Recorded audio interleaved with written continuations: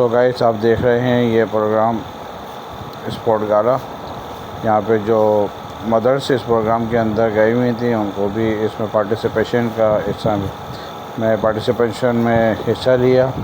ये music programme का प्रोग्राम चल रहा है।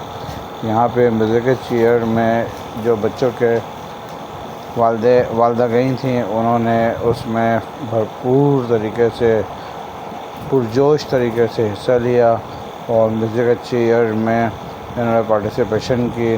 और पार्टिसिपेशन करने के बाद इन लोगों ने फीमेल ने बहुत एंजॉय किया, ये देखें। और इस एंजॉयमेंट के बाद जो भी फर्स्ट ऑनर था उसको स्कूल की तरफ से इनामात भी से नवाजा गया। और जो ख़वातीन आई हुई थी वो भी फुल एंजॉय कर रही थी इस म्यूज़िक प्रोग्राम के अंदर। जी हाँ, ये देखें, ये देखिए।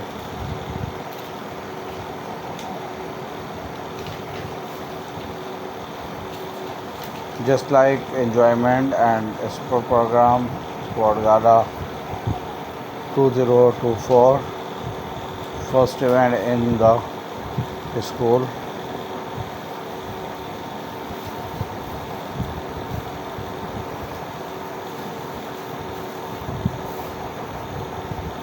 ये देखें, ऑल मदर्स बड़ा एंजॉय कर रही हैं इस स्पोर्ट गाला के अंदर। और म्यूज़िक चेयर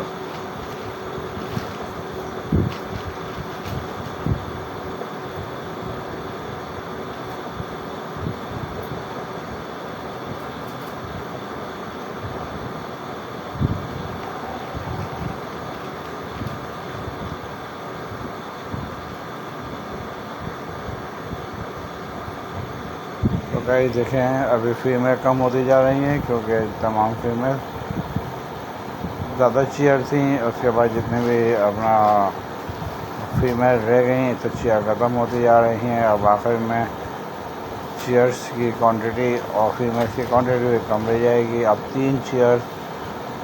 2 चेयर्स और 3 फीमेल्स मौजूद। अब देखते हैं इस पे क्या होता है।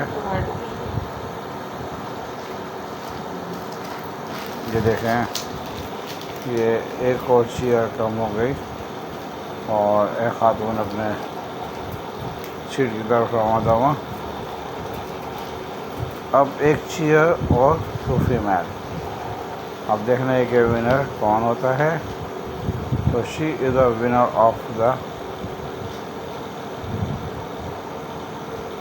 विनर करार पाई। और स्कूल की तरफ से बहुत ज़्यादा इनामात से भी नवाजा गया।